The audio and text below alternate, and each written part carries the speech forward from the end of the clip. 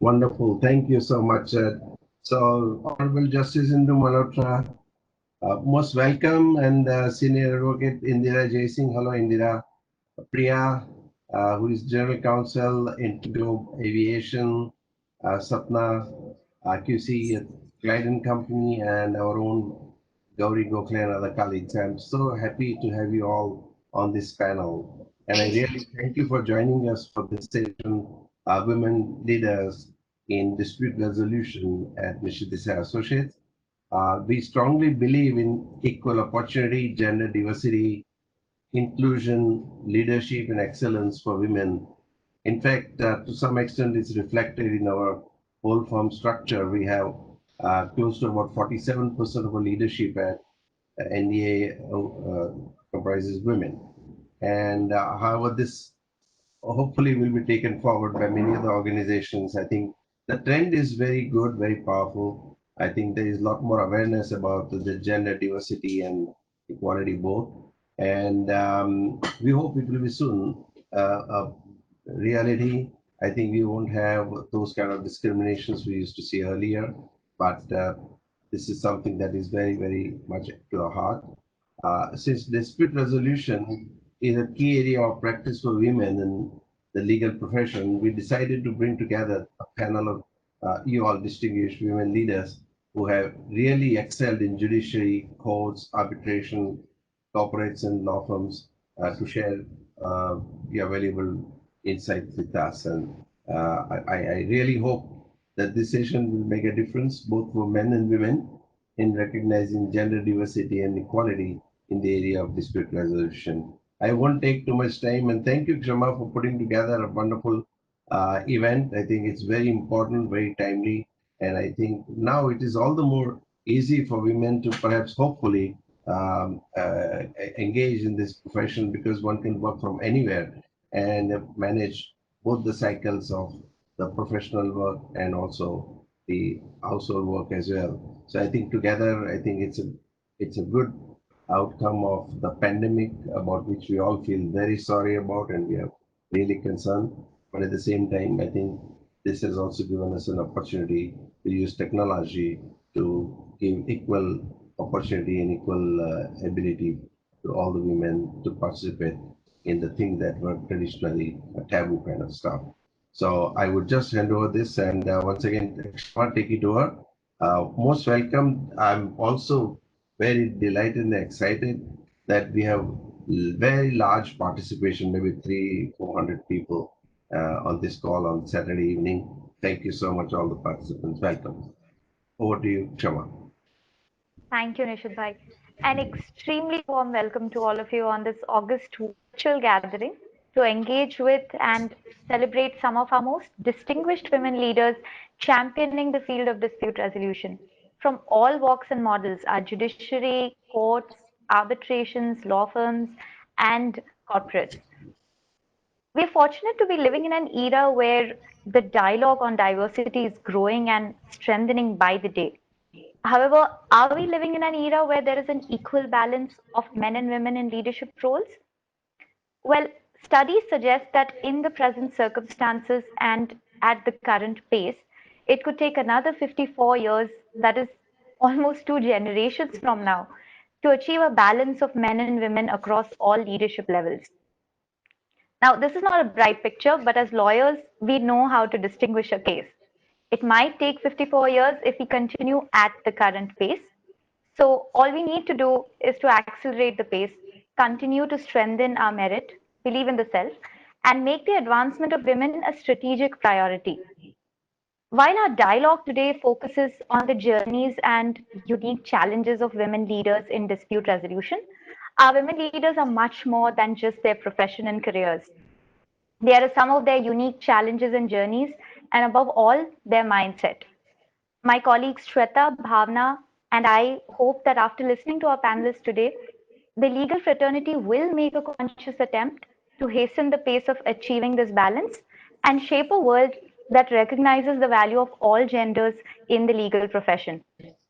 In our endeavor today, we are graciously supported by two leading global organizations, Arbitral Women and the Chartered Institute of Arbitrators Young Members Group. With that, Let me introduce our esteemed panelist, Honorable Justice Indu Malhotra, a sitting judge of the Honorable Supreme Court of India. Justice Malhotra obtained bachelor's degree in political science from Lady Shri Ram College in 1975 and a master's degree in political science in 1977 from Delhi University. She enrolled as an advocate with Bar Council of Delhi in 1983, qualified as an advocate on record in 1988, and was awarded the Mukesh Goswami Memorial Prize for having topped the examination. I'm just taking a moment here to check with everybody if I'm audible. I would request everybody to put their phones, laptops on mute. Justice Malhotra specialized in the law of arbitration and appeared as counsel in various domestic and international commercial arbitrations, both in India and abroad. She is the second woman to have been designated as a senior advocate by the Supreme Court in 2007 after nearly 30 years. Justice Malhotra has represented India at the Convention on the Rights of the Child conducted by the Commonwealth Secretariat in May 1988 at Dhaka, Bangladesh. Justice Malhotra was the trustee of Save Life Foundation from its inception till March 2018. She was a member of the Supreme Court Gender Sensitization and Internal Complaints Committee from 2013 to 2017. She has authored several books on arbitration, her latest being the third edition of the Commentary on the Law and Practice of Arbitration and Conciliation. A very warm welcome to you on our panel, Justice Malhotra. Thank you. Thank you. May I request Shweta to proceed with introducing our panelists? Thank you, Kshama. So we give a very warm welcome to Mrs. Indira Jaisingh, who is a senior advocate of the Supreme Court of India. Ms. Jaisingh is noted for her legal activism in promoting human rights causes and the rights of women. In 2018, she was ranked 20th in the list of 50 greatest leaders of the world by Fortune magazine. In 1986, she became the first woman to be designated as a senior advocate by the High Court of Bombay. In 2009, Ms. Jaisingh became the first woman to be appointed as the Additional Solicitor General of India. She had a fellowship at the Institute of Advanced Legal Studies, London, and has been a visiting scholar at the Columbia University. She was also a member of the United Nations Committee on the Elimination of Discrimination Against Women, which we all know as CEDAW. She was conferred with the Rotary Manav Seva Award in recognition for her services to the nation in fighting corruption and a champion of the weaker sections of the society. She was also awarded with the Padma Shri by the President of India in 2005 for her service in the cause of public affairs. We welcome you, ma'am, to the session today. We now will introduce Mrs. Sapna Jhangiani, who was a partner in the Singapore office of Clyde & Co. And she was called to the Bar of England and Wales in 1999. She was admitted as an advocate and solicitor in Singapore in 2019. She was recently appointed as the Queen's Counsel in 2020. Sapna has managed arbitration spanning a wide range of industries and governed by all major institutional rules. She has also represented clients before the courts in UK and UAE. In addition, Sapna has had several appointments as an arbitrator from the DIAC, SIAC, and ICC, and is a fellow of the Chartered Institute of Arbitrators and the Singapore Institute of Arbitrators. She is a member of the ICC Task Force on Costs, the Queen Mary ICCA Task Force on Third-Party Funding, and the YSIAC Executive Committee and the SIAC Users Council. She has recently been recognized as one of the best lawyers in Singapore for arbitration and mediation by Best Lawyers 2021. She was also recently named in the A-list, Asia's Top Lawyers, published by the Asia Business Law Journal, and included by Who's Who Legal in their list of leading arbitration partners under 45 in Asia Pacific for 2018, 19, and also in 2020. A very warm welcome to you, Sapna. Now over to Bhavana. Thank you, Shweta. So very warm welcome to Priya Mehra. Priya has been the General Counsel of Indigo since Feb 2017 and is a part of the 8-member executive committee of the company. Priya chairs the Internal Sexual Harassment Committee of Indigo and looks into all sexual harassment complaints raised at the workplace and is also a member of the Compliance Committee. Priya has been pivotal in various critical assignments at Indigo, and she has also led some extremely crucial litigations for the company on aviation and regulatory matters. Prior to moving in-house as the General Counsel of Indigo, Priya has had extensive experience Her practice areas include M&A, joint ventures, private equity transactions, government private corporates. She's also actively been involved in pro bono activities at these law firms. Priya has worked with Gibson Dunn Singapore office for close to 8 years, where she built the India practice. Prior to Gibson Dunn, she also worked with Jones Day in Singapore and AZB and Partners in India. She is dual qualified to practice law in India as well as England and Wales. It also gives me great pleasure to introduce Gowree Gokhale. Gowree has been a practicing lawyer for 24 years and leads the IP, technology, media and entertainment and data protection law practice at Nishith Desai Associates. She has handled several international disputes in the TMT and pharma sector. She has spearheaded several policy initiatives for TMT and the pharma industry, including for online content companies, the gaming industry, IT industry, and also for privacy and data protection laws. She has been named in several legal directories, including in the Hall of Fame for TMT in the Legal 500. Over to you, Kshama. Thank you. With that, let me briefly set out the roadmap for our session. We will begin with important questions for each of our panelists and then have a quick view session to get our panelists quick thoughts for a minute on some interesting topics before we open the floor for questions from our attendees. So let me move on to our first question for Justice Malhotra. Justice Malhotra, being the first woman to be elevated from the bar to the bench, you have experienced being an advocate, senior advocate, and now a Supreme Court judge. The journey from choosing law as a career to being a judge in the highest court in the country would have been long and, we believe, challenging. What kept you motivated on this journey, and what did you continue to do throughout the journey to reach this pedestal? Well, this journey started 37 years ago in 1983 when I got enrolled as a lawyer. So first 5 years, I was practicing as a junior lawyer. And in 1988, I took the advocate on record exam and then practiced as an advocate on record for 19 years. By then, I had had my fill with filing and briefing counsel, and I wanted to move over as to counsel practice. In fact, 3 eminent senior counsel advised me strongly, dissuading me from applying for seniority, and with utmost sincerity. They were not being condescending, but with utmost sincerity, because they felt that it was a male-dominated profession, and in litigation, in courtroom practice, the acceptability of a male lawyer was far greater than it could be for a woman lawyer. So they felt that it was not a wise move on my part. But the urge to grow and to develop, it prompted me to make this application, which went through in the first round. It was not rejected, it went through the very first round, and I shifted to counsel practice from 2007 onwards.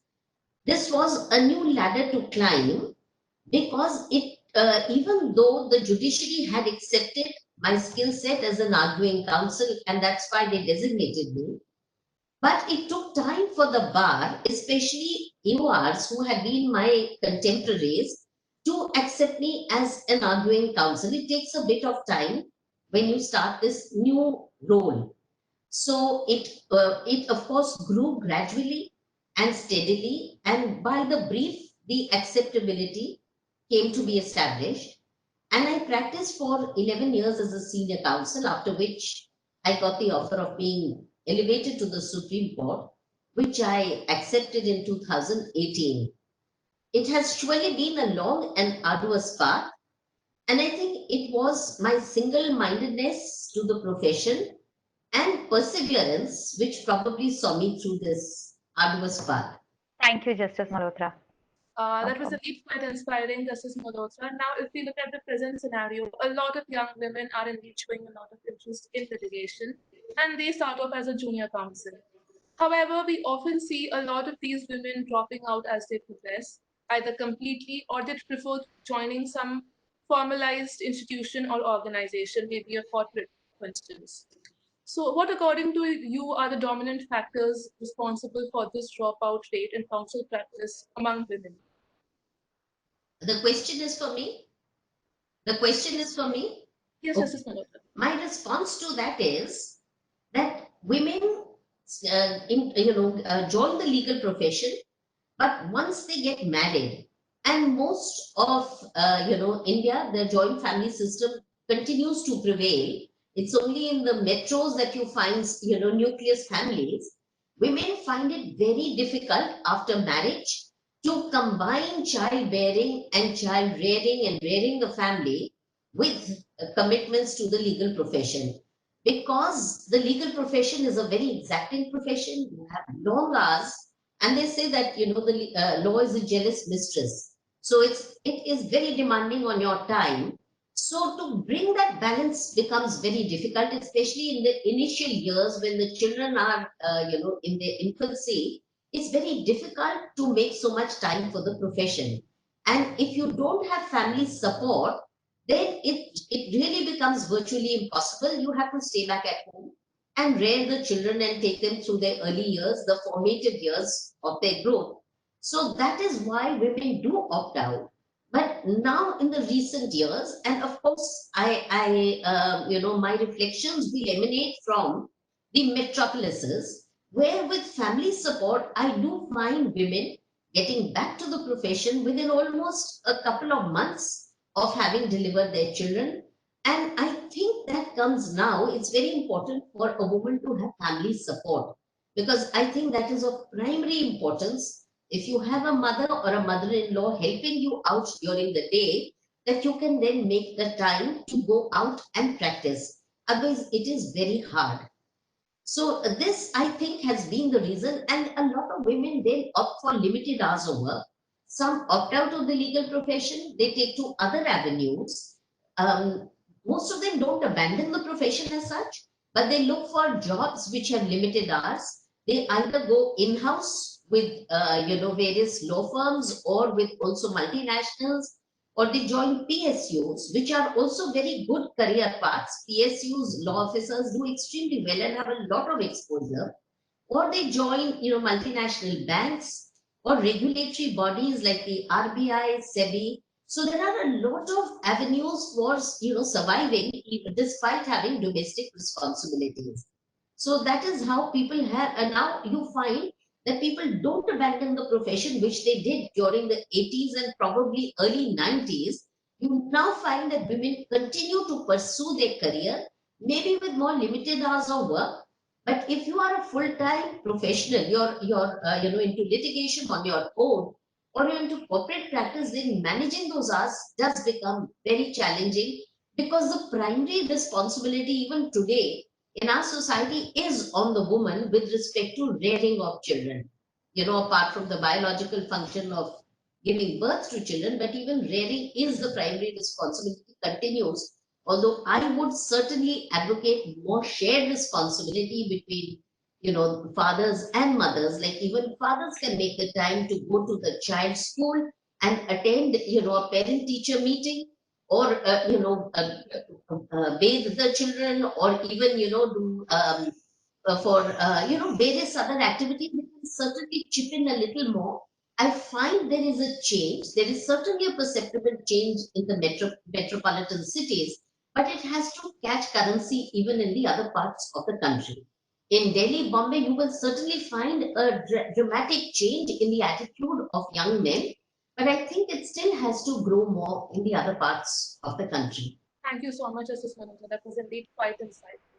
Our next question is for Indira ma'am. You were the first female lawyer to be designated as a senior advocate in the Bombay High Court and the first woman to be appointed as the Additional Solicitor General of India. Can you tell us a little bit about your journey from being an advocate to becoming a senior advocate? Was this journey any different as a woman? For instance, did you face any issues such as a differential pay scale or a different pace of advancement in your career? Ma'am, you're on mute. Yes. All right. Um, for me, the journey from advocate to senior advocate was a natural progression.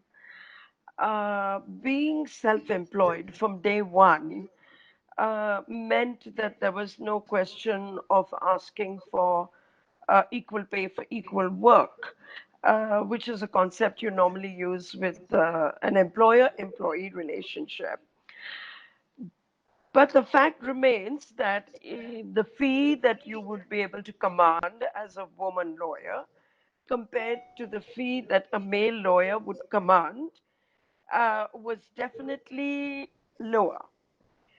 So there was that definite difference between male and female gender in the legal profession. What I found was that I faced no discrimination from my clients, including male clients, including organizations, including corporates. They were more willing to look at the merit of the work as compared to discrimination from male colleagues and acceptability by judges to be taken seriously. So, if you ask me what pitchforked my journey, what made it happen, was the confidence that clients have in you. And if you are on a one-to-one relationship with your client, if you're transparent with them, if you're honest with them, if you're ethical with them, if you tell them whether they have a good case or a bad case, if you don't mislead them into filing frivolous litigation, then it doesn't even matter whether you quote unquote win or you lose your case. They will still have confidence in you because they will always remember that you led them down the right path.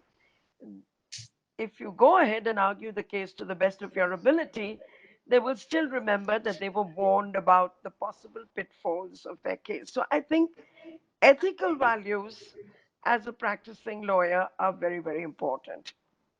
For me, in any case, my journey has been a journey of selecting the kind of cases that I want to argue. In a certain sense, you can say I was lucky. I wasn't interested in accepting every brief that came my way. I was very focused on issues of social justice, on gender justice, and on issues that impacted a wider community other than just a one to one case on cases which set precedents. So, just to give you an example, I represented the women in Air India who were discriminated against, the hostesses discriminated in relation to male pursers on the age of retirement, on pay, on promotion, on equal pay for equal work. So cases like that impact a much, much larger community than the immediate client that you're representing. At the same time, I believe that it's the directly when a directly affected person goes to court, the impact of the judgment is very, very powerful. And so, even when I've done cases which are of a public interest nature, I make sure that the person bringing the public interest case is has a direct interest in the case and a cause to espouse. So I would say that this journey led me from being an advocate to being designated a senior advocate. I must tell you, I was invited to be designated. I didn't apply to be designated as a senior advocate. So, in a certain sense, I can't even ask you, I can't even answer that question. You might have to ask the judges who designated me why they invited me to be designated. But I decided to accept. That was my decision. Thank you so much, Indira ma'am. Thank you so much. That is extremely inspiring. Just the journey that you have taken, it's really inspiring. Uh, the next question is to Justice Malhotra. Uh, Ma'am, do you believe that women bring unique qualities to the workplace? And if yes, what are those inherent unique qualities that women have and which they must hone further to excel in the legal profession? Women certainly have bring unique qualities in their work, and I've had a large number of women juniors who worked with me during the past 35 years, that's prior to my becoming a judge. And what I found about women was that some of the girls were married and most of them were unmarried. But the distinctive qualities which I perceived in them were, one is that women are required to multitask. So I found them far more hardworking.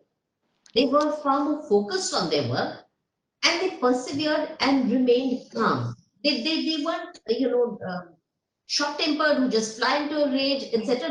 Not that men did. I had an equal number of men also. It's not that they, but women, I found them meticulous. If a draft required to be corrected 10 times over, a woman would never mind it. She would, ensure that it was corrected to perfection, which I found that a male junior would, get a little irritated after the second time or third time, because sometimes there are various drafts which require to be, made before you get the final print in place, which you feel that, now it can go. So that meticulous hard work, I find it was more, perceptible in women than men. So these are some of the qualities, and I did find them more hardworking and consistent in their performance. That's quite helpful, Justice Malhotra. Now we have another question for Indira ma'am. Uh, like a lot of us, we have a common concern amongst most of the young practitioners, not just young, a lot of us, the women practitioners, which is workplace harassment. Now, for instance, as litigators, we spend a lot of time in crowded courtrooms. There'll be too many people cramped up in a limited space, and we all know all courtrooms are huge enough to accommodate everyone. Uh, and then we have to make our way through all these courtrooms. For instance, considering litigation is largely not very institutionalized, are there adequate policies on sexual harassment, for example, in this field or any other redressal mechanism?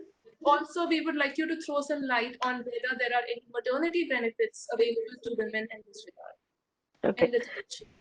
Can you hear me? Yes, ma'am, I can hear you. Okay.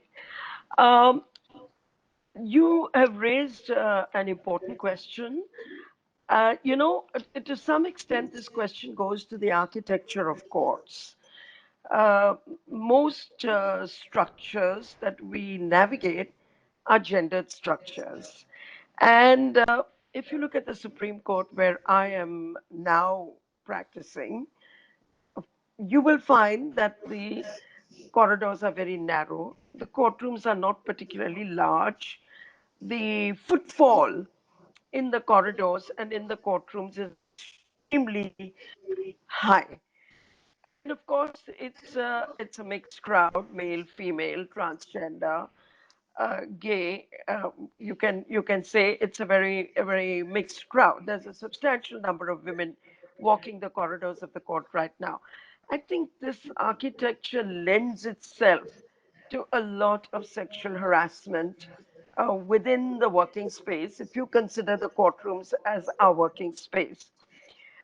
Now, we do have CCTV in the corridors of the Supreme Court of India, and it's entirely possible to sort of capture the kind of physical sexual harassment that occurs in these corridors and CCTV. But for some reason, I don't know why our CCTVs are not monitored for this kind of sexual harassment. A lot of the harassment happens in those corridors.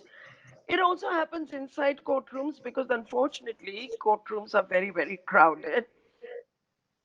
We until recently, of course, we didn't have CCTV inside the courtroom, so there was no question of capturing all this as evidence. Because, as you know, when you raise the issue of sexual harassment at the workplace, the first question that hits you in the face is the question of evidence and the question of your word against my word.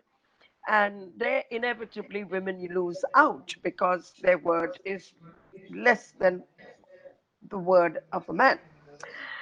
There is also a very strange institutional response where institutions believe that the way forward is to hide all this under the carpet and hope that it disappears.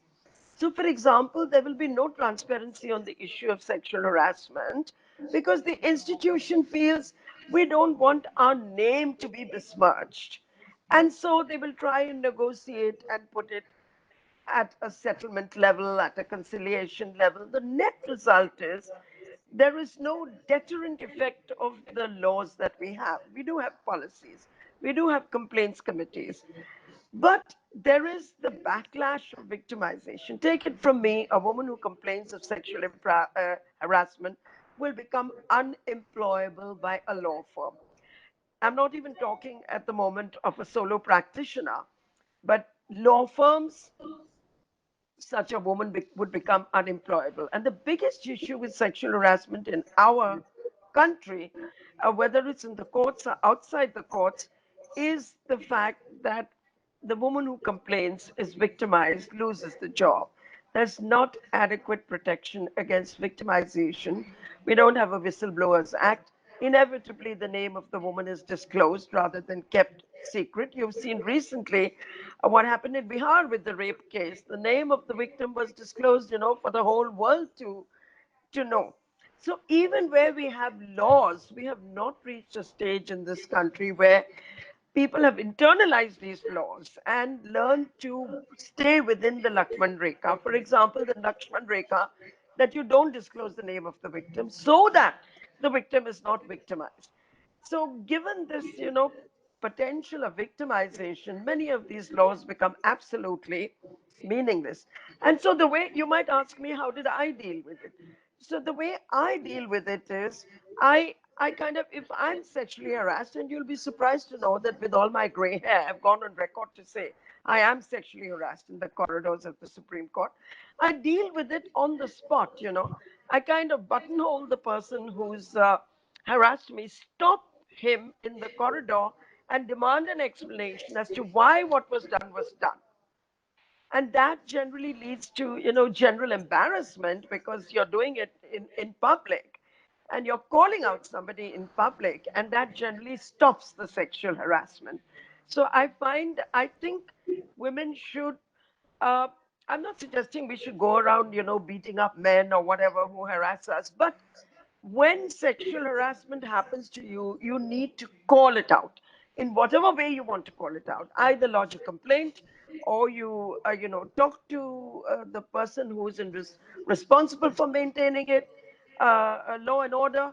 You can go to the registrar of the court and lodge a complaint. You can demand to see the CCTV footage. There's a lot that can be done. The reason it's not done is because women fear victimization. We need to cross that barrier. Thank you, ma'am. My next question is to Sapna. Ma'am, you're one of the few women with the honor of a Queen's Counsel. Can you tell us a little bit about your journey and what is your advice for young women to navigate their way and have a successful career in international dispute resolution? Thank you very much. Can I just say, first of all, what a pleasure it is to be on this panel. I've been inspired by the comments of the speakers who've gone before me. And what I really see as a theme, which I share, is a passion and drive for what they do. And I think that's certainly been, for me, a huge part of my career. What I would say, and I think this is important, is that I've always seen my career as a marathon and not a sprint. So if I look at some of my male counterparts, I think they may have reached some career milestones that we've shared earlier than me. But I think it's very important to define what success means to you personally. And for me, it may have taken me a bit longer to reach certain career milestones, but I've also benefited from various personal milestones that I've enjoyed and valued across along the way as well. Um, I guess another couple of things I would mention is I absolutely endorse what Justice Malhotra said about having a support system. I think it's absolutely key. For my own part, I've had a very supportive spouse who takes on 50%, if not more, of the child rearing duties, and that has helped me personally greatly. But I think it's very important to have a wide support network, just not in terms of your immediate family assistance, but also what has helped me is having a great network of peers who have always encouraged me and I have encouraged them. I think of the example given by Justice Malhotra of the people who dissuaded her from applying for seniority. I've also had many people in my career who have dissuaded me, but I've probably had an equal or greater number of people who have encouraged me. And I do think that for every person like myself and Justice Malhotra, who are probably very persistent and would keep aiming for our career goals, there may be many women who perhaps may not have the courage to do that. And so I think it's really important for all of us to encourage those in our network and to lift each other up. I think the last piece of advice that I would mention that has been particularly helpful to me is that I think there is a real trend for high achievers, and I see it particularly in high achieving women, to be perfectionists. And I think perfectionism is highly counterproductive. I think it's Sheryl Sandberg who said that perfectionism is the enemy. I think that if you set the bar for perfection, you're really setting yourself up to fail. And I think it's much more important to focus on doing the best that you can with the resources that you have. And that means sometimes failing. It means sometimes having your life chaotic. I feel like my life is chaotic much of the time. But I think it's really important to embrace not being perfect, not expecting perfection, and just being able to see your career as a journey of growth. And as I said, a marathon and not a sprint. Thank you so much, Sapna. Now, our next question is also for you. As we all know, you have an incredible practice as an international lawyer and an arbitrator. Understandably, your role must involve a lot of travel and networking. Do you think there is sufficient representation of women in these events and conferences that you've been to? We would also want to know separately if safety is a concern or a deterrent for women, considering most of these events and conferences also have follow-up or late-night networking sessions, etc. So we would want to know your input. That's a great question. I did used to travel a lot when traveling was something that international arbitration practitioners did. I have to say, I haven't noticed a low representation of women on my travels in conferences, etc. That's not something that I have perceived personally. I do think safety is a concern. I'm personally very particular. I always arrange for a hotel car to pick me up from the airport when I'm traveling alone. That can be more expensive, but I prioritize safety. I'm particularly careful in certain cities. I can be very honest with you and say that when I come to Delhi, I am very careful when I'm on my own. I always have a car and driver. If I don't have a car and driver, I'm fortunate to be invited to several events or dinners in the evenings. And I will often say to the host, if I don't have transport, I will say, I can't come unless you can arrange for me to be dropped home. I hope you don't mind. I think that you have to be mindful about all of these things. I think safety is a key issue. And I think that one of the things I advocate for is really having a very supportive environment in law firms, not just for women, but for everybody. And I think it's something that should be thought about, that if we're sending women to conferences, we have to think about whether they may be vulnerable and make sure that the right support is given in terms of making sure that they're safe. Thank you, Sapna. Some very interesting points from you. And I really loved the point you made on, perfectionism can be counterproductive. I think it imposes a lot of pressure on oneself, and maybe just the best thing to do, like you mentioned, is to focus on your goals and embrace not being perfect as well. So thank you very much for that. Our next question is to Priya. Priya, several studies show that having an equal or more women in leadership roles has translated into financial benefits for organizations in terms of profitability, revenue growth, competition, innovation. Despite this, studies have shown that only 15 to 18% of the leadership in corporates comprises women. What do you think organizations can do to promote more women in leadership roles? Yeah, hi Kshama. Firstly, thanks for having me here on the panel. So, I think firstly, I mean, I'm not sure what the study circle is, or where these assessments are done, but not to comment on that. So, I mean, I think I'd pick from what everyone has spoken. I think we've got the theme of the fact that there is the bit that the women need to be supported, to be pushed. But I don't think that's just because of the leadership role, but I think from the very beginning, if we can make the environment more conducive for them, that's all they need to be sort of, nurtured for the growth story. So it's not like you reach a certain level and then you say, no, I'm going to pick the woman or the man. I think that's not what it is. It is your general ability over the years of your experience that bring you there. And I personally, in my career, have always felt that merit has played a very important role. But I think the two divisions that I would see here would be at a personal level. And I mean, I think Justice Malhotra put it very rightly. In India, we do have a sense of sort of, responsibility where it falls more on the woman. So that personal bit, you do need to get that support from home. I, like Sapna, have a very sort of supportive spouse also in a very sort of 50-50 partnership. So it's worked. But I think that's one aspect that has to come at a personal level. And then, of course, the organization can help you with that on a counter. So, for example, at Indigo, we believe in something called girl power. We're constantly pushing for women to be pushed up. And we do that in just making small things, right? You give a creche in everywhere that a woman has to come to work. It makes it easier to bring her child. People have children, there is that anxiety of separation as soon as you need to come back in 3 months. Make it easier by giving a bit of flexibility to work from home. Spend lesser hours in office, spend more time with your little one.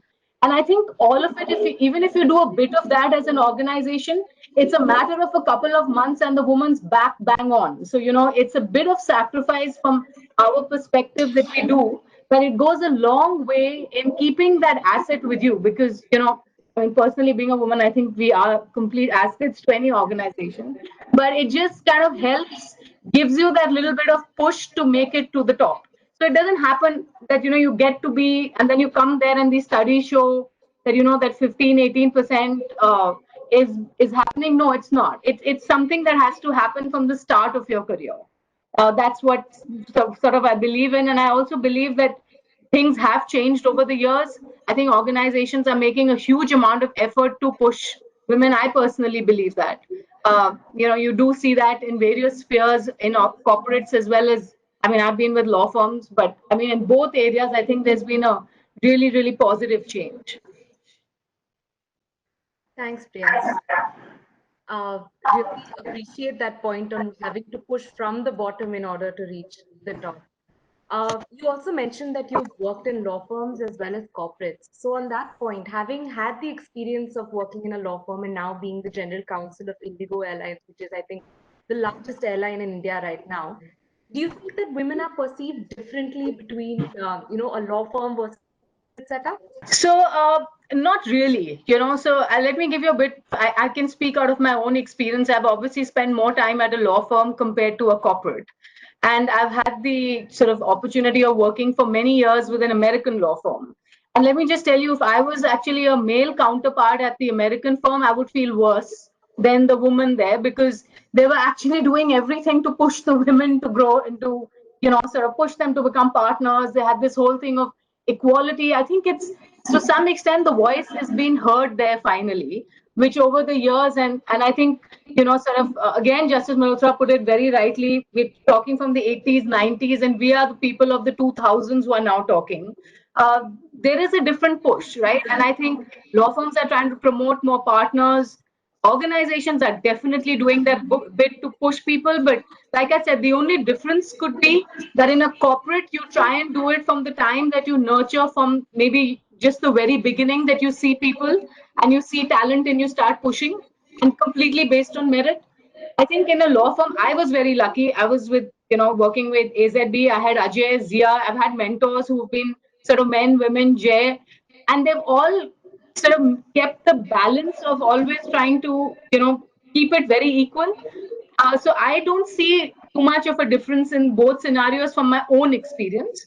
But Definitely, I think you all should also see. I mean, a lot of the firms are making a lot more women partners in India. We just read a lot, and which makes you feel good. So there is a considerable change for the positive, and a positive in both corporates and law firms, is the way I see it. Thank you, Priya. And I hope the positive vibe continues, grows, and translates into some real good numbers and growth stories in more organizations like you worked in. The next question is to Gowree. Gowree, the journeys of all genders in the legal profession should ideally be the same, based on merit, hard work, outcomes.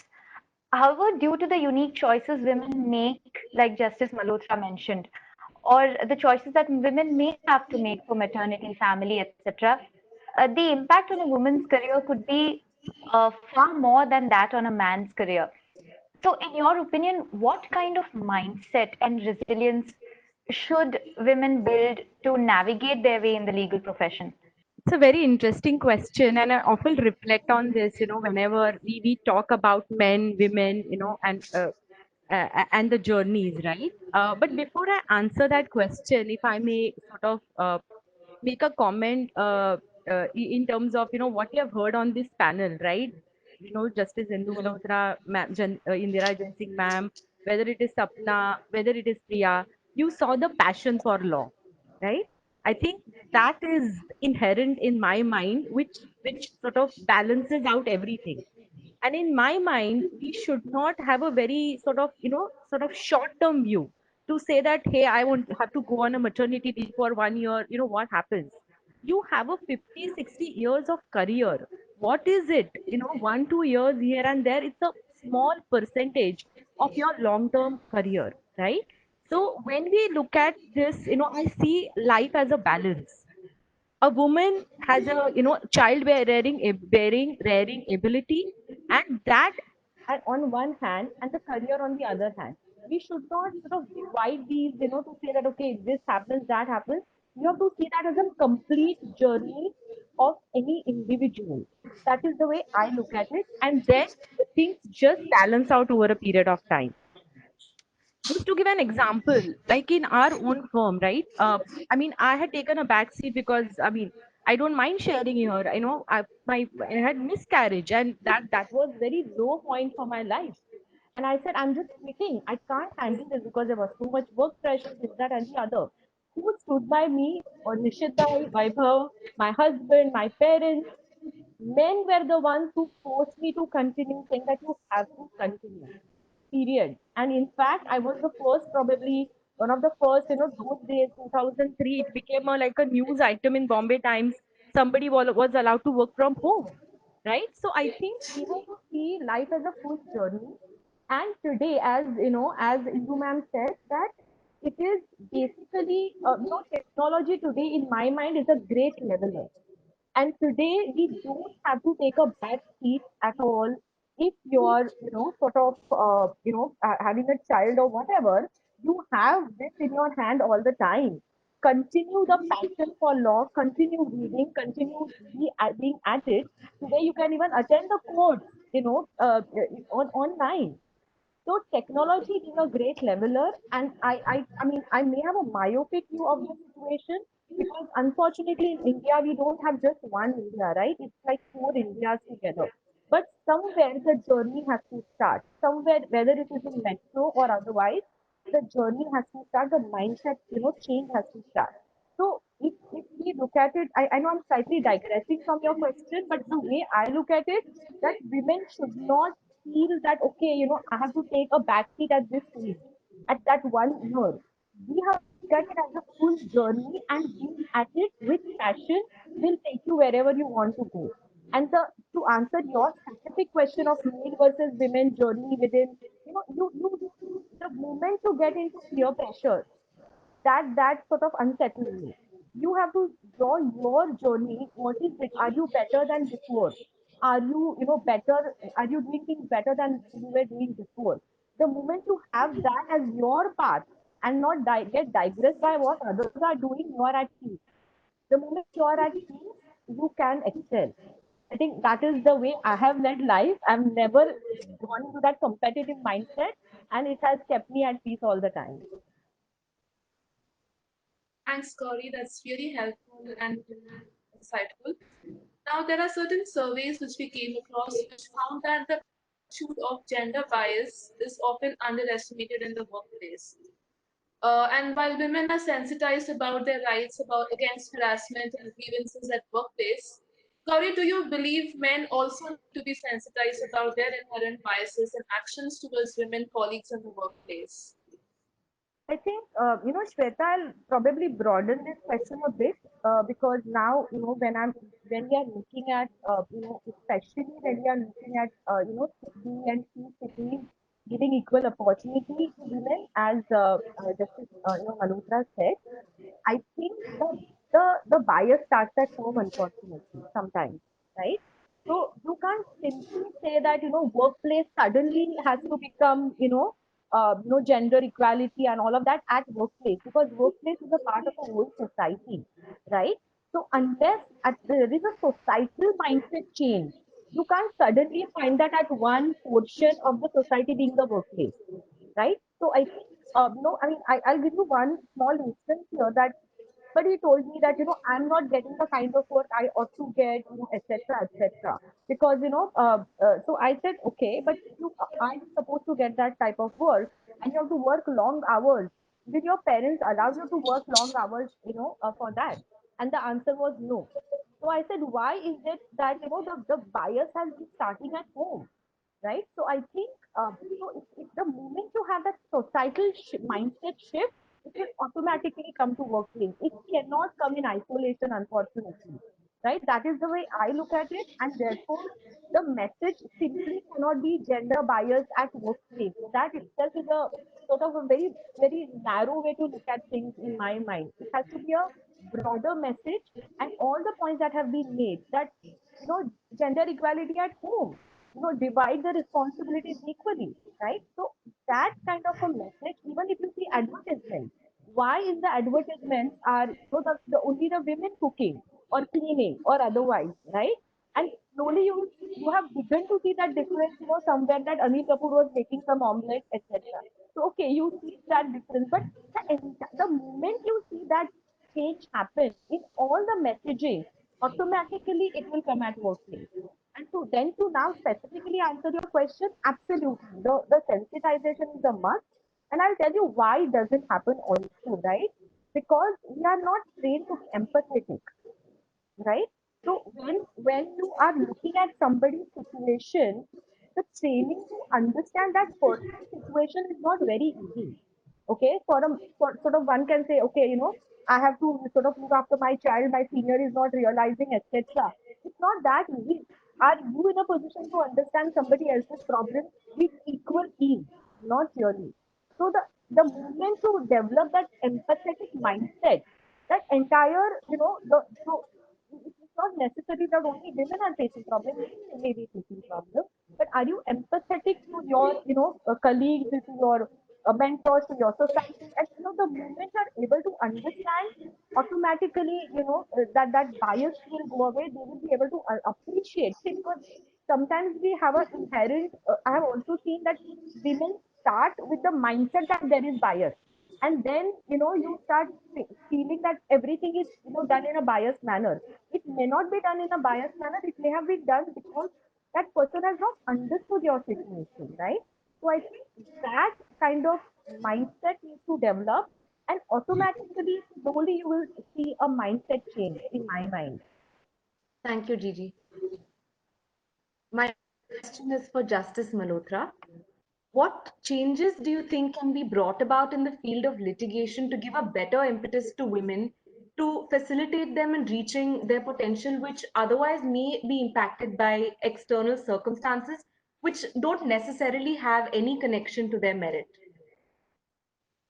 Well, I think what is key is, and it is catching up in the Supreme Court, we have ensured it, is to bring about institutional support for young women. We have set up a creche in 2018, which is very well equipped. So, providing institutional support, one, in the form of creches or playrooms for children of women lawyers or women who are working, who are employed in the Supreme Court in the registry, is the first, point which I want to make with respect to institutional support. The second point which I feel is, I was certainly, and I will acknowledge that I was very blessed when I started in the profession, because I did have a complete infrastructure which had been built up by my father during his 30 years of practice. So I had a full library, I had an office. But young women who take to the profession do not have an infrastructure, and it really costs a lot. So whether a woman would be able to take out X amount of money from the family kitty to set up an office is a big challenge. So my suggestion and response to that would be, I think the institutional support which should be provided is that state-of-the-art conference facility rooms should be made available so that young lawyers, whether men or women, are able to pay for it, take their clients in, have discussions. It should be equipped with books, etc. Pay for it and walk out. So that is the second thing which should be done, because that's very important. Most of them do not have infrastructural capacity building at the threshold. The third aspect is, I feel young lawyers require to be mentored. It would be useful if, senior members of the bar do mentor the, new entrants into the profession. And that's something where the bar associations should take the initiative. A fourth thing is, of course, I think it's extremely important. Suppose a woman has a conference and it goes on till late hours in the evening. They certainly require protection and safety. And I would agree with one of the panelists who said that I don't feel safe in Delhi. I would agree with her. Delhi certainly has a very high level of crime against women. So I think to provide them safe transport, or to have drivers who are verified by the police and they are provided a safe way of commuting, is very important for them, to enable them to continue in the profession. Because in our profession, it's especially litigation, it's after court hours that the conferences begin, the client meetings happen. So it's during the evening hours that you do require safe transportation, so that you can go back home. Otherwise, there would be resistance from the families that you can't work late into the evening. And of course, we have set up gender sensitization committees, which I think have helped a lot. In the Supreme Court, in fact, I was one of the first members of the first committee which was set up in 2013, and I continue to remain a member. And today I am presiding over the Gender Sensitization Committee of the Supreme Court. So we are extremely prompt in responding to any case which comes. I remember when I was a senior lawyer, there was a case which came before the Gender Sensitization Committee of a man who had threatened a woman that he was going to throw acid on her if she didn't respond to his overtures.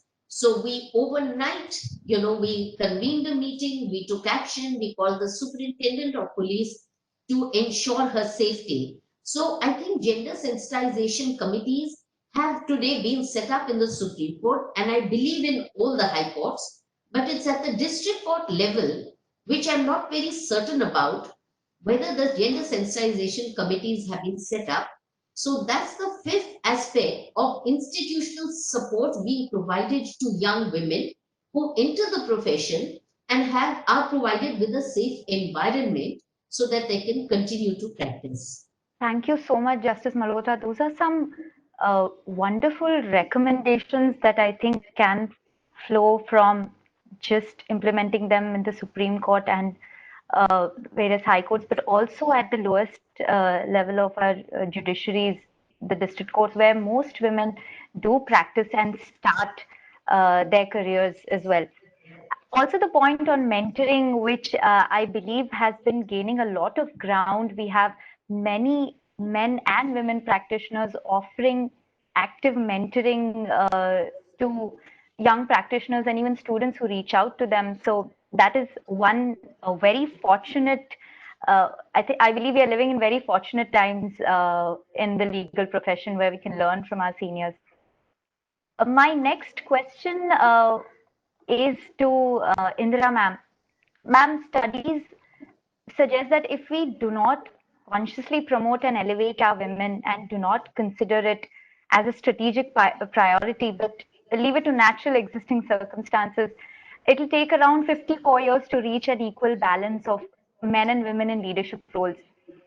In a situation where men and women are at an equal pedestal on merit today, do you believe we should make it a priority to promote or elevate women to rebalance the leadership equation? Should this be a matter of conscious decision? Can you hear me? Yes, ma'am, we can hear you. All right. I'm a strong believer in affirmative action when it comes to placing women in higher positions and positions of power. Let me explain what I mean. Today, probably you should be insisting that there should be adequate number of women on boards of directors of companies. Uh, statistics give away the story. And look at the number of women judges in the Supreme Court of India. After the retirement of Justice Banu, just two. I raise a direct question. Why shouldn't there be 50% of women judges in the Supreme Court of India? If one is going to use the population as an indicator for how one has to see our democratic institutions as representative institutions, whether they are the courts, whether they are the parliament, whether they are the institution of the media, or whether they are NGOs, whether they are law firms, it doesn't matter what. But if we don't set our eyes on that goal, then and you use the word rebalance. I like the word rebalance. Rebalancing entails a positive affirmative action.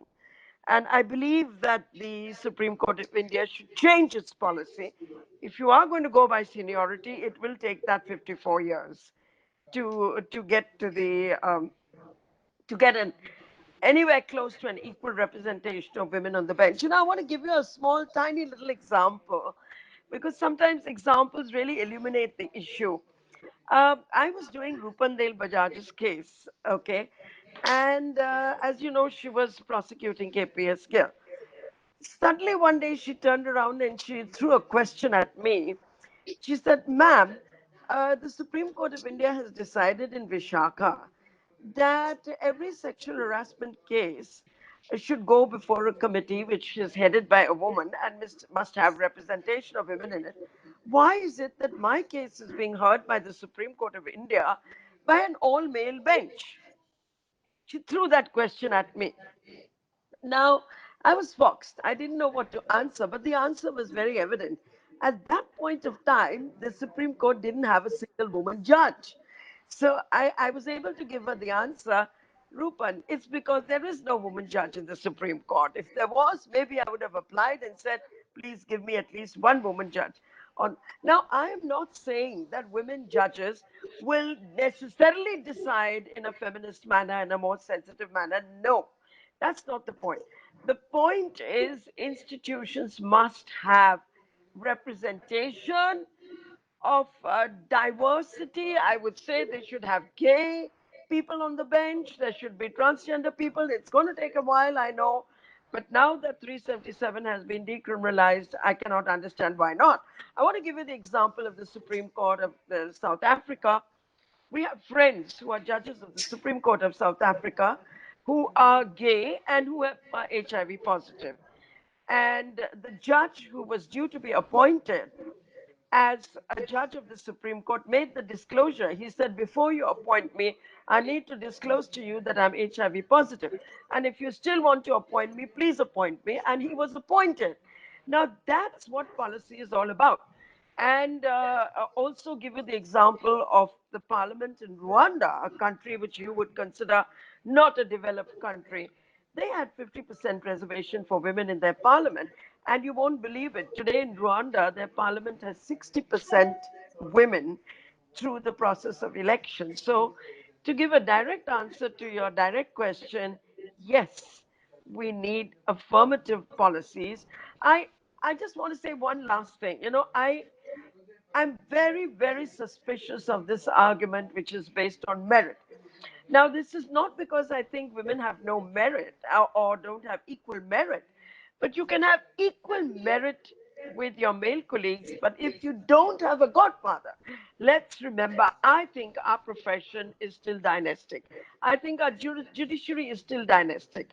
And that makes it all the more important for us to come up with affirmative action policies for larger representation for women, larger representation for Dalits, larger representation for tribals, larger representation for gay people in all democratic institutions. I hope I've made my point of view very clear. Absolutely, ma'am. Thank you. Absolutely. I believe you made a very important point on the fact that it does not depend upon whether a woman, brings any benefits to the workplace, or it's not purely just an assessment on her merit, but it's also a larger question of getting the other half of the talent pool into the workplace and the profession. Thank you very much for that very helpful note. Thank you, ma'am. My next question is to Sapna. This is a gender neutral question.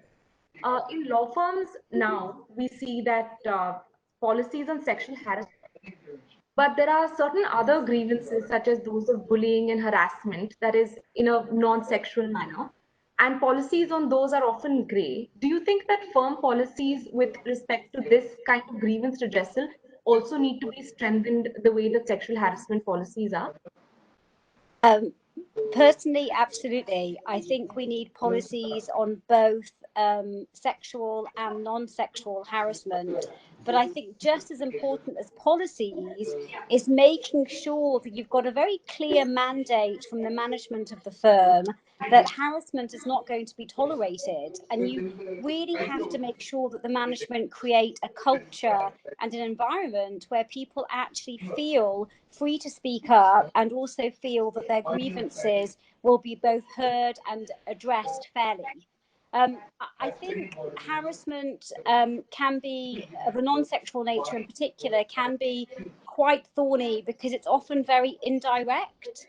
But I think that, as I say, I think a culture is very important, and I think that there should be place in the policy for both sexual and non-sexual harassment to be addressed, including forms of indirect harassment or bullying, which can be very, very subtle and nuanced. Thank you, Sapna. I think that brings all policies at par, as long as the impact on a woman's career, on a man's career, is affected or is more because of a certain action of another colleague. I think all policies absolutely must be at par. And the point on indirect harassment is actually a very, very valid point, which must be noted. So thank you for that. And the last question in our first set of questions, we are slightly running late, but this has been a wonderful session. So we'll just maybe quickly move on to the quick view. Before that, my last question to you, Priya. There is a school of thought that believes that as long as women have merit, and Indira ma'am touched on this, nothing can stop them from progressing in their careers. However, surveys worldwide show that women do not get equal opportunities as their male colleagues in the workplace.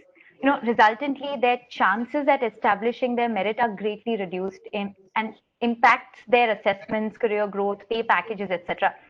How do you deal with the tug of war between unequal career opportunities and the need to establish and believe in your merit? Sorry, I was on mute.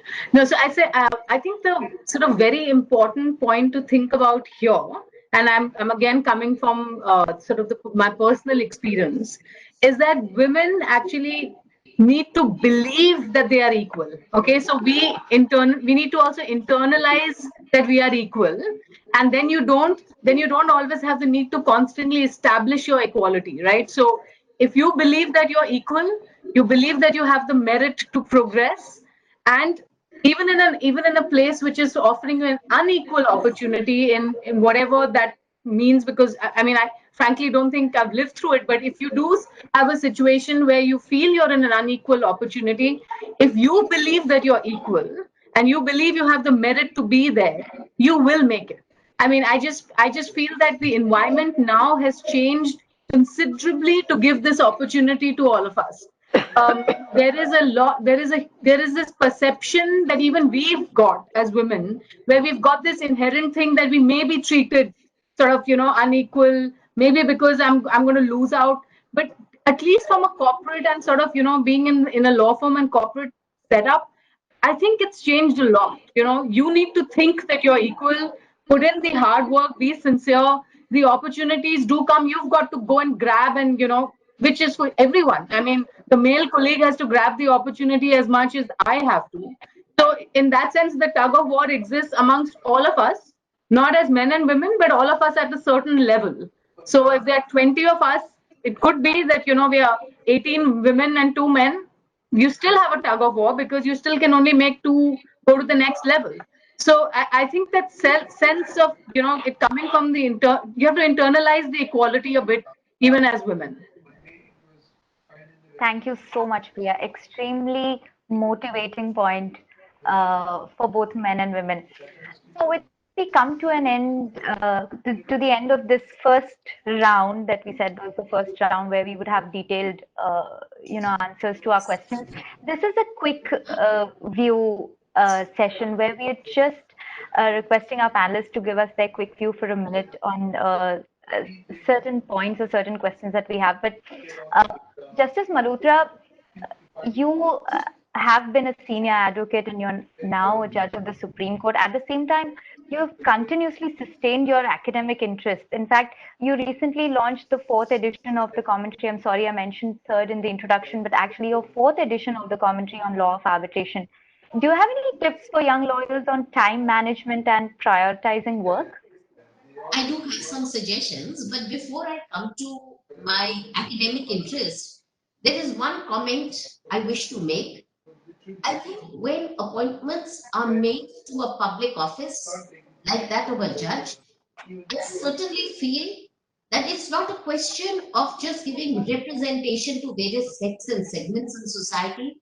It has to be merit based because you are holding a public office, you're adjudicating on disputes. So, certainly, when you make a selection, whether it's a man, whether it's a woman, whether it's a gay, whether it's a transgender, it has to be based on merit when you are discharging a public function because this is an adjudicatory role. So there must be a level of legal acumen, there must be a disposition with which you can adjudicate, and that is the view which I, subscribe to. Now, insofar as my academic interest is concerned, it has been very, very hard to take out the time either from the profession or discharging my duties as a judge to work on my book. But I think what is key is for any junior lawyer, one is time management is key in any person's life. How you slot and allocate your time for various interests and work which you want to do. And the second thing which I think is very important for young lawyers is to manage your diary. Because I find people running helter skelter, they don't manage their diaries well. If you are in a particular forum on a particular day, you should try and get your cases on that date. You have to manage your diary. So that is, I think, very key and important for youngsters. Insofar as I'm concerned, I did find it a big challenge to bring out the 4th edition, which is in 2 volumes, but it was at the cost of sacrificing various vacations, working on flights when I was traveling to places, and working maybe on a Friday evening or in the early hours of the morning to give it the final edits before I could bring it out. Thank you. Thank you, Justice Malhotra. Indira ma'am, as strange as this may sound, in a survey it was found that many people believe that women are solely responsible for their lack of career advancement because of the choices they make. What are your comments on this? Incorrect. Institutional factors are responsible for this. But let me just quickly respond and continue. to Justice Malhotra's point, it was never my suggestion that people who are gay or transgender or Dalit who do not have the merit who should be appointed. There's absolutely no denying that merit is a precondition for any job. My point is that there are meritorious people in these groups, but there is a conscious denial of opportunity to them. Let me come back to your question. I think it's actually probably the same question, you know.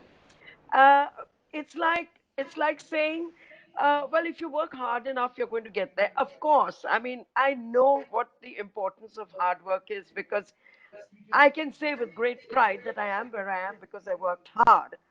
And unlike the other women on this panel, maybe I chose not to have any children. I think I made a very conscious choice to privilege my career over having kids. Okay. I'm happy with the choices I made. But to say that it was that woman from Facebook who published this book, Lean In, that if you quote unquote lean in, the world is going to be fine. That's simply not true because there are institutional barriers to your progress. And unless we address those institutional barriers, I think it's going to be very difficult to say that we are responsible for you look at the statistics. I ask you, and recently I've been meeting more and more women who are so highly talented, especially in the younger generation. Not I mean, if you leave aside my generation, you leave aside even Mrs. Malhotra's generation, but you look at the younger generation, there are amazingly talented women there. But are we going to support them? Are we going to give them that little push that they need to get into positions of power? That will give you the answer to your question. Thank you so much, Indira ma'am. One quick view question, and this is not related to women, this is generally for junior counsels in dispute resolution. Junior counsels should be paid sufficient remuneration by their seniors. What are your comments on this? Is that a question to me? Yes, Yes? yes. Yes. Okay. So I'm in complete agreement with the institutional changes that Ms. Indu Malhotra pointed out. Uh, I was the one who filed a petition in court for a creche because one of my juniors kept her little baby child on the lawns of the Supreme Court when she came to my chamber to brief me. And this was when I was Additional Solicitor General of India. That's when it just hit me. I said, what am I doing, in a position like this? Why don't I file a petition or do something to get a creation? I have to say the Supreme Court rose to the occasion, and I have to say I agree with Mrs. Malhotra that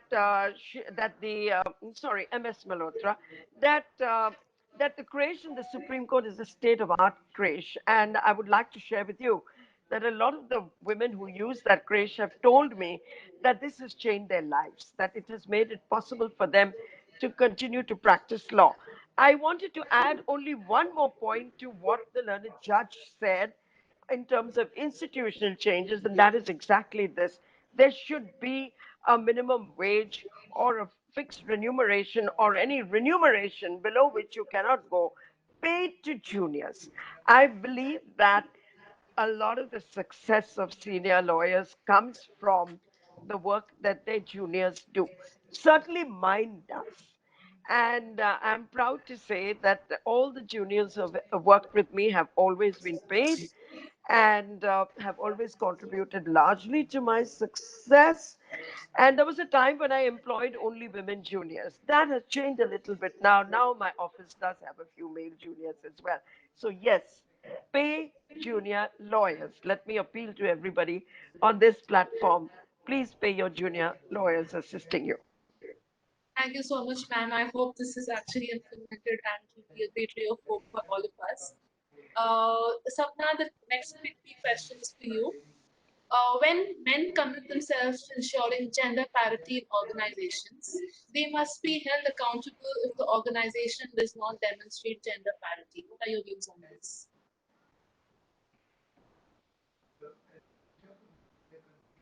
I think you are on mute. This is tough. Just a couple of points I have to make. Firstly, what does accountable mean? I'm not sure that you measure the success by complete gender parity.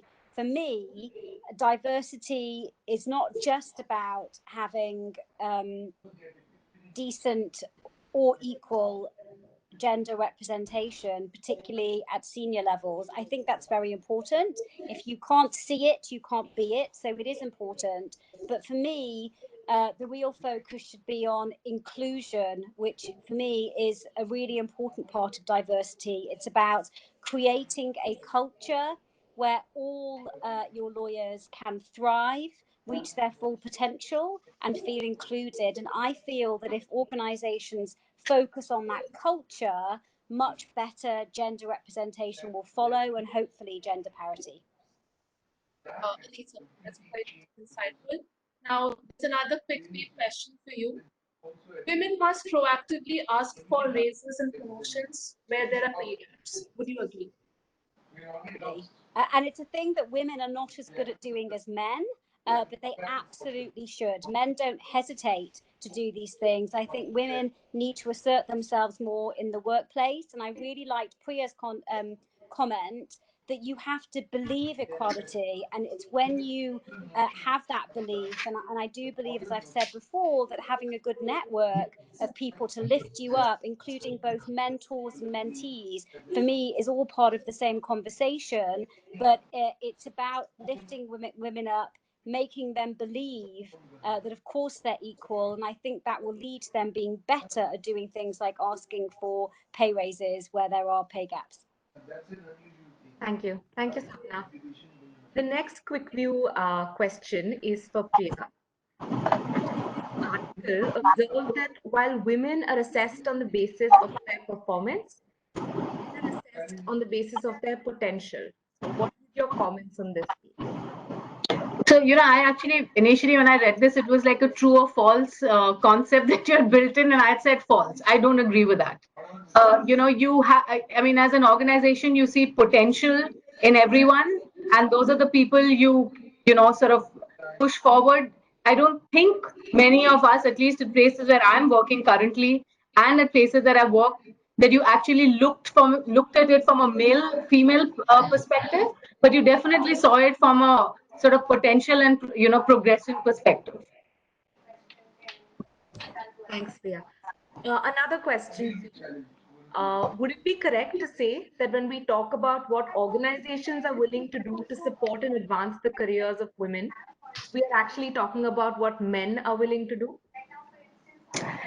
So that's a tough one, and I'll only tell you why. Because if you have a organization which has got a leadership team which is completely male dominated, you'd think that makes sense. But if you have an organization where women have always been pushed to grow, and from, like I mentioned earlier, from the very beginning, and not at a certain stage in their life, I think it's a decision that's coming from the organization. And let me tell you, even if it's coming from the men, I don't think it's anything wrong with it, because they're actually seeing, maybe see it better than us, that maybe we need to push women. So just because, and I mean, I would perceive it as an organization view of both. And I think a male perspective is also very important on this subject. It's not just a sort of woman perception that matters.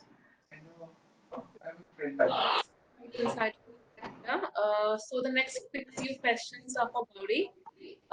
Gowree, is it correct to say that women empowerment at work starts with women empowering women? Is it yes or no, or what is it? Okay.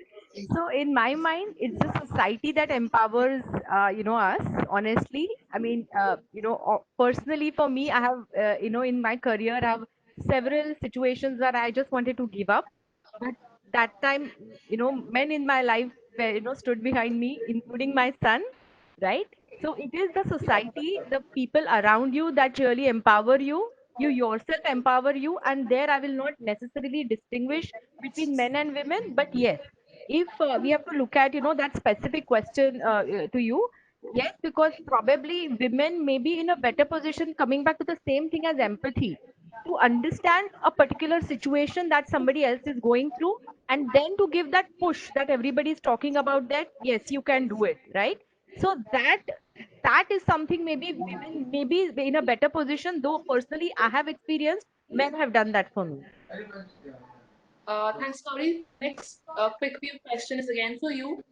Would you say that a pay gap between a male and a female employee is proof of a non-gender equal organization? Um, Honestly, I have not experienced that personally, but if that is so out there, then obviously it's something, has to be, one has to take cognizance of. Personally, I have not experienced that situation ever, or I've heard of it, from here. But yes, if that should be the situation, definitely that needs to be rectified. Thank you, Gauri. Uh, we are pretty much on time with the session, but I have two questions for our panelists. Um, this question is from Jaishree Singh. And Jaishree, please write to me if I haven't understood your question correctly. What can be done to let women be tutored by only women role models? Uh, don't you think there should be a customization of uh, the kind of mentoring in the legal field where women role models do mentor women practitioners? Um, maybe uh, Justice Malhotra, if you could answer this question from Jaishree. Well, I would respond to that. I don't think necessarily it has to be women mentoring women young juniors. It can be either. I feel from my personal experience, I learned equally from both men and women because you are working as a professional. It's not as, you're not a woman. So I think you have to go to both because there are very, very, mature senior men who've been in the profession and who can advise you right with their wisdom. So I would not really say that it should be only a woman, who's made it should be mentoring the younger women. It can be either. Thank you, Justice Malhotra. Jaishree, I hope that has answered your question. Uh, this question is for Indira ma'am. Indira ma'am, you have been writing actively on various platforms. I believe you have also started a platform called the Leaflet. Could you quickly give us an insight into this platform? I've had an interest in writing, but writing law in a manner which can be understood by non-lawyers. It's a challenge. Um, Communicating legal ideas and concepts in a simple manner, but without simplification, if you know what I mean. You cannot go below a certain level of expertise when you're explaining the law. But at the same time, I believe it is the duty of all professionals to communicate professional ideas in a very non-professional manner, because at the end of the day you're practicing this profession for others who are not lawyers. And this was my motivation way back in 1986. I had started a print edition of a magazine called The Lawyers, and it was very popular, especially with students. uh, Much later in life, when things moved digital, that's when I decided that we need a digital platform to convey legal ideas uh, in a manner that a legal journalist would convey it. So you understand that the profession of legal journalism is a new and emerging profession. And I would like to see people trained for that profession, because today our courts are dealing with issues of national importance. And it's very important that the impact of their judgments is conveyed to the public at large in a manner in which they understand it. That was the motivation behind starting this platform. Yes, it's called The Leaflet. I have to say that the name was chosen from my younger days, when we would leaflet, when we had typewriters, when we didn't go on to computers. It's just, the name is just nostalgic, but in a sense, it's also a mode of communication which is well recognized all over the world.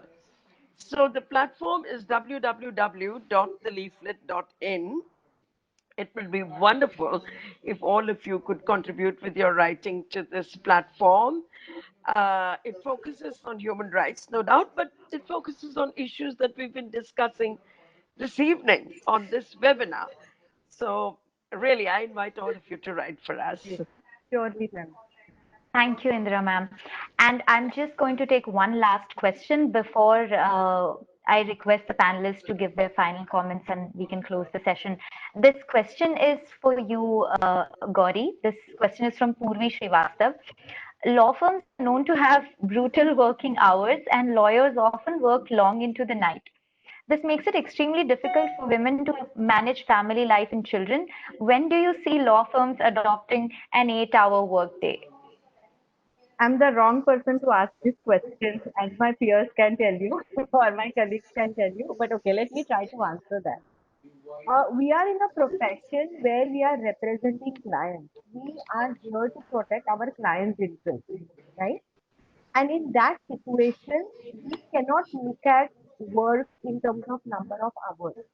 Whatever it takes as a professional for us to deliver the best for our clients, that is what we are supposed to be doing as professionals, right? So that is the first thing.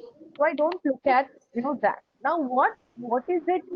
I mean, I'll slightly digress, but ultimately, I the moment you look at the moment you say work and non-work, life, that is where I think your mindset shift starts. The way we look at it, I look at it as a full picture, and I could be thinking and I could be solving a problem when I'm cooking, and it has happened so many times to me that I come across a solution to a problem while doing absolutely something else. So the profession that we live in, the work is yours, right? It is not what you may be doing absolutely something else, but your work continues here. So I'm not able to understand, this X number of hours versus Y, because even if I'm not in front of my laptop, my mind keeps working, right? So it's very difficult to say that, number of hours kind of a mindset from a lawyer's perspective. But if you ask me in terms of in terms of the policies and all of that, what the law firms could probably do is make it, conducive to have that balancing aspect where you are supposed to be, managing multiple responsibilities. Yes. Now, I made that comment earlier as well. That technology being a great leveler, and if you are able to make that concessions available for people, and today in the COVID situation, we all have experienced that you can be anywhere doing anything, but balancing things, right? So if that mindset, that open-ended mindset is kept by the law firms to say that okay, work will be done so long as there are commitments that are being met for the client, it doesn't matter how you organize your life. If that flexibility is given, then I believe things will fall in place. I hope I have answered your question, Pooja. Thank you, Gowree. And I understand that the panelists, some of our panelists do need to leave. May I have some closing comments from all of our panelists? Justice Malhotra, if you could give your final comments. Do you mind if I opt out because I'm running against time? I have another commitment. So I leave it to Indira and the others to make their comments. Okay? So Thank you so much, ma'am. We are extremely grateful to have you on the panel. Thank you. Ma'am, thank you. Thank you. Okay. Can you hear me? Yes, ma'am, we can. Okay, I really have nothing more to add except to say that this panel is a good example of a diversity and, as somebody said, inclusion, because you had an amazing pool of talent here cutting across almost different disciplines, and I've enjoyed it immensely. Thank you very much for inviting me. Thank you, Indira, ma'am. Priya, Sapna, could we have your closing comments? Okay, I can go first. I also need to drop out. I have another call, but I think this has been absolutely amazing. It's just been great to hear everyone's views, and you can also see how it's changed from the 80s, 90s to now, and how it's been great to see the sort of positive trend, to see a positive change. But I do want to say one thing that I truly believe in, and I say to everyone in my team, I have a very equal represented team at Indigo, but that if you believe that you're equal and you continue to focus on your professional and personal life, don't give up one for the other, and you be sincere in both those jobs, nothing can stop you from progressing in both fields, your career as well as your sort of personal choices you make, and that's how you feel like a sort of whole human being. That's really what I want to say, and thanks a lot for having me over. Thank you so much, Priya. Sapna, could we have your final closing comments? Very little to add from what the last two speakers just said. It's been such a pleasure to be on this panel. Thank you so much for inviting me. I loved Priya's closing comments. I completely agree. Let your passion and your values drive you. They will get you to where you need to get to be. And you're in a race with no one but yourself. Thank you so much, Sapna. And final closing comments from our very own in-house leader, Gowree. I'll only say one thing, that life is short. Let's enjoy to the hill and not think too much. Just take it as it comes and just move on. That's it. I mean, thank you for organizing this. I thoroughly enjoyed it. Thank you so much. I believe thank you is a very, very tiny word before this extremely amazing panel discussion that we have had today. Thank you so much to all our panelists, to all our attendees. Thank you very much and have a wonderful weekend ahead.